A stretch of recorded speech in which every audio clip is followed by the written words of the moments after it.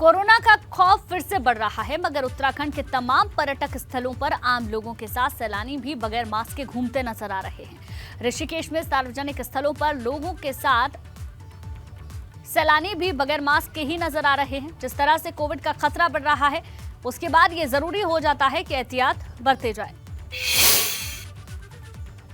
नहीं सर, हमें इस बारे में अभी इतना पता नहीं था। तो मास्क के बारे में कुछ नहीं पता?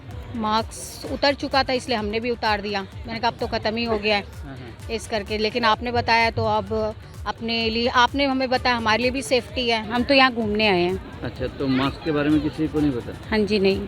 तो अब पता चला तो आप लगाओगे? हाँ जी, ऑफ कोर्स, क्यों नहीं। दोबारा रिपीट के बारे में तो नहीं पता, लेकिन अब पता लग गया तो मास्क तो ज़रूरी है।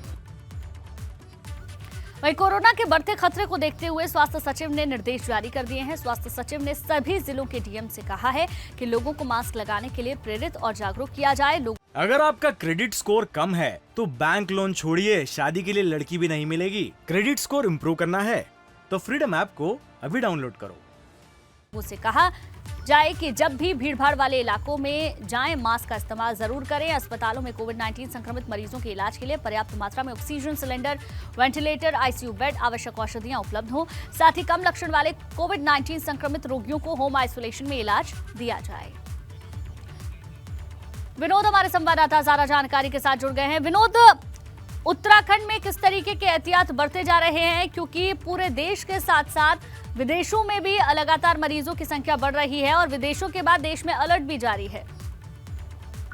बिल्कुल, देखिए, बढ़ते कोविड के जो मामले हैं उसको देखते हुए उत्तराखंड में भी अलर्ट जारी कर दिया गया है। और सबसे महत्वपूर्ण बात यही है कि जो पूर्व में राज्य सरकार की ओर से एसओपी जारी की गई थी, जिसमें कुछ बंदी से भी थी, 50% बंदी से रखी गई थी, कुछ अनुमति दी गई थी। तो अगर मामले बड़े पैमाने पर उत्तराखंड में बढ़ते हैं तो उसको भी लागू करने की, यानी जो पूर्व की एसओपी है उसको लागू करने की भी तैयारी की जा रही है।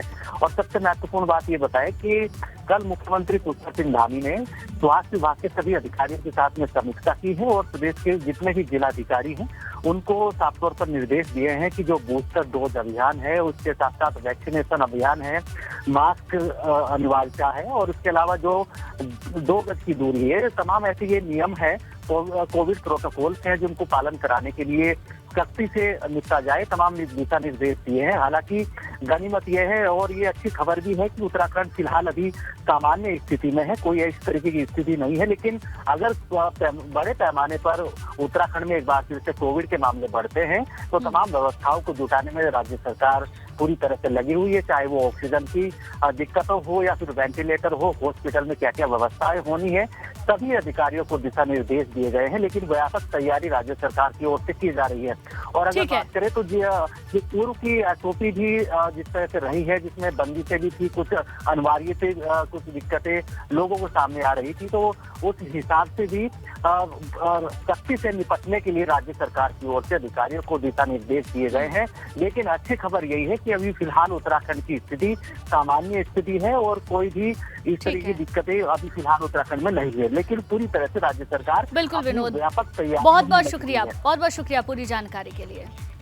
अगर आपका क्रेडिट स्कोर कम है तो बैंक लोन छोड़िए, शादी के लिए लड़की भी नहीं मिलेगी। क्रेडिट स्कोर इम्प्रूव करना है तो फ्रीडम ऐप को अभी डाउनलोड करो।